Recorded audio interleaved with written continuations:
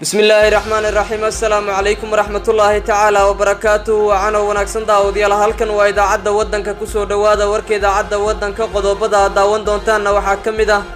دولة الصومالية وقرال يحيى حله قدرت باش عالم كي مدحوين فرماتشو وقاضي طلابتي وقعد كده وقامينيسه قول أما قول درديسه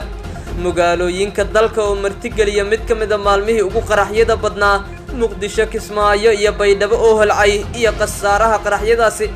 مدحوين فرماتشو وقاضي طلابته وكقضينا يا إسماعيل عمر قيل كدب دب وصولا بشدا مركي شناد إيه قاميها جبوتي مدمدو هرله وصوكلا دحكلا حرير كأوجب كأهل دلالك تركيا يا مصر وشروط هرله دولك تركيا سعودي كان وحى ما أنت وتوجش كود لي سدح سرقال وكتر سنة عيد مديسة يدا صوب تقدم بسعرنتها سنة تفاصيل لقيه ليو دبت بحيال هرله نوحى اللي قلها يدلك ميانمار يدا وقرمد مدوباء قادة تطلابدي وقدم بيسي كدنا من التركة دلك ميانمار صاحبي المركلة داوشة وناكسن هدي هالكن كعسبتها فضلا نقص بيرو سبسكرايب صار لايك نشير لو قدك صاحبتها أركسادا وإنه مهم كومنتيك نقول ريب وحسن نجاح حسوسنا هدي أشوف وقتك صلاة إن تسوق بدأ تواجب كربي كدبنا أدب وصل الله بتدا وشذا مقال كان قضبضي داوتين أو فاسن وديار جروب صاحبي أي نكوب اللونه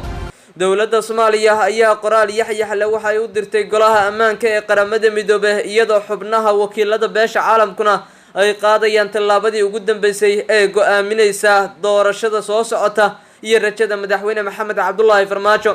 وزارة الرماها دبدا دولة فدرال كاهي الصومالية أيها وحي ورقدا أدرتي مدحوينها قولها أمان كي قرمد مدوبه كاسو حلكا كسي دقيسا لقمك عبالين دي توماس جرينفيلد تاسو جوابها هذا المارس كوية صدن كدية كشكتي قولها أمانك qoraalkan ka soo baxay wasaaradda arrimaha dibadda waxa looga hadlay arrimo ay ka mid yihiin caqabadaha haysta doorashada Soomaaliya amniga xaaladaha siyaasadeed ee xilligan ka taagan dalka iyo awoodda ay dawladda Soomaaliya rajeynayso inay faraha kaga qaadaan sidoo kale dawladda Soomaaliya ayaa soo saartay qodobo dhowr ah waxaana la yiri qoraalkana qayb ka ahaa dhammaanteen ama danayaasha siyaasadda waxa uu sal u yahay deganaanshaheena dhammaan dhinaca dadaalada horumarinta ee aan qorsheynayno inaga hirgelinayna Soomaaliya la isla ogol yahay taariikhda dhawaanahan Soomaaliya waxay wajahaysaa xaalado adag iyo caqabado si walba ha ahaata waxaan awoodnay in aan anaga si wada jir ah qaran ahaan aan uga wada hadalno waxna aan dhexdeena ku xalino inagoo adeegsanayna mareynana jidka isu tanaasulka iyo in la sameeyo xal abuur ayaa lagu yiri qoraalka wasaaradda arrimaha dibadda si kastaba ha ahaatee qoraalku waxa ay ku dalbatay wasaaradda arrimaha dibadda in xubnaha wakiilada beesha caalamku ay sameeyaan rajada ah in Soomaaliya faraha looga qaado arrimaheeda gudaha iyo in aan la faragelin arrimaha doorashooyinka si xal looga gaaro qodobada aan weli la isku afgaranay dhanka doorashooyinka dalka qoraalkan waa mid aad af adag lagu hadlay golaha loo dhan yahay ee qaramada midoobay waana mid hor leh oo su'aalo dhowr ah ku gadaamaysa madaxweyne Maxamed Cabdullaahi Farmaajo dadka siyaasadda falanqeeya waxa ay qabaan in madaxweyne Farmaajo uu su'aalo dhowr ah oo madmadow leh uu kala hortagi karo ama kala kulmi karo dhinaca golaha ammaanka ee qaramada midoobay iyo in ay sidoo kale saameyn ku reeban karto dib u soo laabashadiisa iyo doorashada uu daneynayo in kaalin sare uu ku lahaado maadaama uu qaramada midoobay af adag kula hadlay sheegayna inay faraha kala baxaan arrimaha gudaha ee dalka dhinaca kale markaanu eegnana saaxiibayaal magaalooyin dhowr ah oo dalka ka tirsan ayaa martigeliya qaraxyo maanta iyada oo qaraxyadaasi qasaare kala duwan ay dhaliyeen faahfaahin dheeraad ah ayaa ka soo baxaya qasaaraha ka dhashay qaraxyo kala duwan oo maanta siyaabo kala duwan uga dhacay magaalada Muqdisho magaalada Kismaayo iyo Baydhabo oo dhamaantood gobolada dalka iyo gobolka Banaadir ka tirsan qaraxa hore oo ka dhacay Muqdisho waxa uu ahaa miinada nooca dhulka lagu aaso waxaana uu ka dhacay agagaarka warshada Xeele Bariise ee magaalada Muqdisho iyo halkaas ay ka dhasheen qasaare isugu jira dhimasho iyo dhaawac qaraxan waxa la eegtay gaari ay wateen ciidamo ka tirsan kuwa ilaalada wadooyinka ee loo yaqaan traafikada goobjoogayaalna waxay soo wariyeen in qaraxa uu ku dhintay wadihii gaariga halka ay ku dhaawacmeen 3 qof oo kala ah 2 askari iyo qof shacab ah ciidamo ka tirsan kuwa bilayska ayaa goobta gaaray iyaga u kurgalay xaaladda goobta iyo qasaaraha rasmiga ah ee ka dhashay qaraxan ka dhacay halkaasi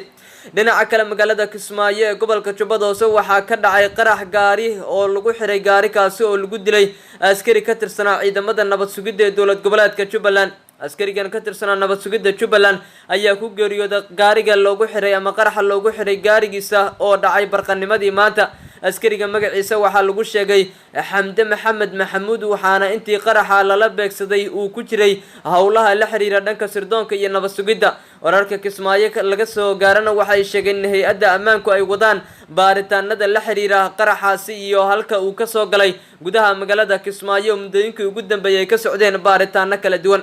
dhinaca kale markaan u eegnana magaalada Baydhabo xarun ku meel gaar ah dowlad goboleedka Koonfur Galbeed Soomaaliya ayaa waxaa ka dhacay qarax khasaare geystay halkaas oo lala eegtay maqaaxi ku taala wararka ka imaanaya magaalada Baydhabo waxay sheegeen in qaraxa lala eegtay maqaaxi lagu magacaabo Suways oo ku sugnaayeen dad yow kala duwan oo ka mid yahay gudoomiyaha gobolka Baay inta la xaqiijiyay 3 qof oo shacab ah ayaa ku geeriyootay halka trainta ka badan oo 10 kalena ay ku dhaawacmeen qaraxan oo ismiidaamin ah oo ka dhacay maqaaxida Suways ee gudaha magaalada Baydhabo ee caasimada ku meel gaarka ah ee maamulka Koonfur Galbeed Soomaaliya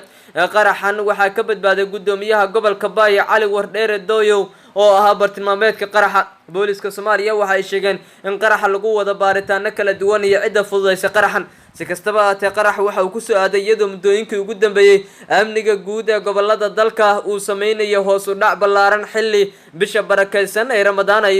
foodan soo gelinayso isla mar ahaantaana rajada laga qabo in amniga sare loo qaado ay rajo wanaagsan ka muujinayaan booliska inkasta oo maanka lagu hayo in weerarada al-shabaab ay kordhaan inta lagu jiro bishani dhinaca kale saaxiibayaal madaxweyne Maxamed Cabdullaahi Farmaajo ayaa qaaday tallaabo kaga dayanaya Ismaaciil Cumar Geelle xilli markii shanaad dib loo doortay madaxweynaha dalkaasi Djibouti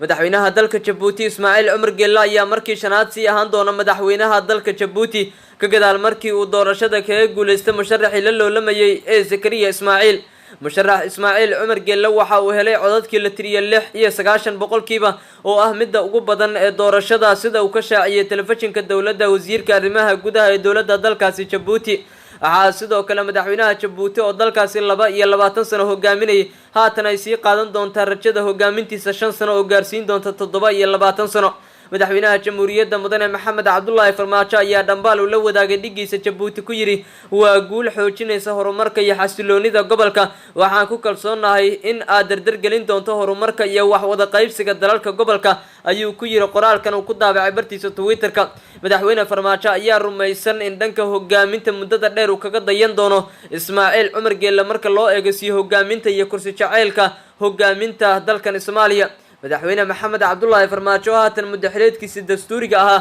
ee 4 sano uu dhamaaday ayaa rajo ballaaran ka qaba in mar kale uu dalka sii hogaamiyo xilli uu aad u sii jeclaan lahaa hogaaminta iyo ku sii fadhinta kursiga looga arrimiyo dalka saaxiibayaal dhinaca kale markaanu eegnana madmadow horla ayaa soo kala dhexgalay xiriirka ugubka ah ee dhawaan u bilowday dalalka Masar iyo Turkiga iyadoo Masar ay shuruudo horle duligtay dawladda dalkaasi Turkiga dawladda dalka Masar ayaa shuruudo adag waxay hordhigtay dawladda Turkiga si ay labada dal u bilaabaan wada xaajoodyada lagu xallinayo farqiga aasaaska oo khilaafkooda diblomaasiyadeed dawladda Masar ayaa la sheegay inay hakisay wada xaajoodyada lagu cadaadinayo xiriirka Turkiga ilaa iyo faahfaahin dheeraad ah kadib kulan uu qarsooniya ama kulan uu qorsheysnaa in saraakiisha ka kala socda labada dal ay ku yeeshaan magaalada Qaahira dhamaadka bishan Abriil ayay dawladda Masar laashay sida ay sheegeen ila wareedyo fiidnimadii hore ee Jimcaha ka gadaal markii telefishinka Al Arabiya TV ee Sacuudiga laga leeyahay way la hadleen balse waxa la leeyahay waxa ay xarumaha dawladda dhexe ay qaadi doonaan tallaabada lagu sii wadi karo dhinaca dawladda dalkaasi Imaaraadka magaalada Dubai wada hadalada loo weecin karo ila wareedyo waxay intaasi raaciyeen in Masar ay hakisay wax kasta oo wada hadalada lagu xoojin karo xiriirka labada dal tan iyo intii Turkiga uu ciidanka calooshad u shaqaystayaasha uu ka soo saaray dalka Liibiya oo waxa magacaasi loogu yeeray si kastaba Masar waxay rajeynaysaa in sare loo qaado xiriirka dalka Turkiga iyada oo dab uu kaga shidaya dhanka webiga Niil asaate mar kale madmadow horla ayaa laga soo sheegaya xiriirka u dhaxeeya labada dal ee Masar iyo Turkiga hagaag saaxiibayaal warkayga ayaad wiilasha ku haysaan dhinaca kale markaan eegnana boqortooyada Saudi Arabia ayaa maanta waxa ay toogasho ku dilay ama ay ku dishay 3 ka tirsan saraakiisha dalkaasi iyadoo arintaasi tafaasiil dheeraad ay ka bixisay dawladda dalkaasi Saudi Arabia ayaa toogasho ku dishay 3 askari maanta oo Sabti ah kuwaas oo ku eedeysnaa inay galeen qasaaro ama qiyaano qaran iyadoo aan faahfaahin laga bixin cid ay boqortooyada rumaysan tahay raggaasi ay gacan siiyeen wakaalada wararka u faafisay dawladda Saudi Arabia waxay shaacisay in raggan ay yihiin askar ka shaqeynaya wasaaradda difaaca isla mar ahaantaana lagu helay dambiye aan weli la shaacin faahfaahin kama aysan bixin kiiska raggan ay ka caawiyeen cadowga wax ay u aragtay boqortooyada Sacuudiga. Sacuudi Arabiyana waxay la dagaalamaysaa kooxda Xuutiyiinta Yemen ee Iiraan ay taageertay, waxaana gudaha dalkaasi dhowr jeer ay ka fuliyeen weerar kala duwan. Sacuudi Arabiya ayaa fulisay xukunkii saddexaad sida loo sheegay tirooyin ka soo baxay Amnesty International sanadkii 2019. boqortooyadu waxa ay dishay 184 qof. sidoo kale boqortooyada ayaa raacday Shiinaha iyo Iiraan sida ay kula horeeyeen liiska dadka dalalka lagu xukumay si degdeg ah in qoorta looga gooyo iyada Sacuudiga haatan ay hoggaanka dalkaasi ama dalalkaasi ay u qabanayso. Wahagaag saaxiibayaal, qodobka ugu dambeeya markaan oo eegnana dibadbaxayaal horle ayaa lagu laayay gudaha dalka Myanmar, halkaas oo qaramada midoobay qarka u sii fuulayso una qabateynay saarto militariga dalkaasi. ugu yaraan 20 qof oo rayid ayaa lagu dilay kadib markii ciidanka Myanmar ay rasaas ooda kaga rogeen mudaharadayaal ka soo horjeeda xukunka militariga ee Febraayo qabsada dalkaasi. goobjoogayaal ayaa warbaahinta u sheegay inay jiraan dad kale oo dhaawacmay. ciidanka Myanmar ayaana awood u adeegsanaya shacabka si ay u joojiyaan banaanbaxayaasha dalkaasi ka soconaya kuwaas oo laga soo horjeedo afgambiga militariga ee dalka kula wareegeen. tan iyo markii 1 Febraayo militariga afgambiga la wareegeen isla maraantaana xabsiga la dhigay hogaamiyihii dalkaasi Aung San Suu Kyi waxaa sii soconaya dibadbaxyada aan kala go' lahayn inkasta oo militariga xakamaynta ay ku fashilmeen. sidoo kale golaha ammaanka ee qaramada midoobay waxay ka baaraandegayaan cunaqabateyn la saaro militariga si looga takhaluso dhibaatooyinka shacabka. warkaad ka daawanayseen idaacadda waddankana waa inaga intaa tan iyo kulan dambe intaan dib u kulmi doona saaxiibayaal amaanaal.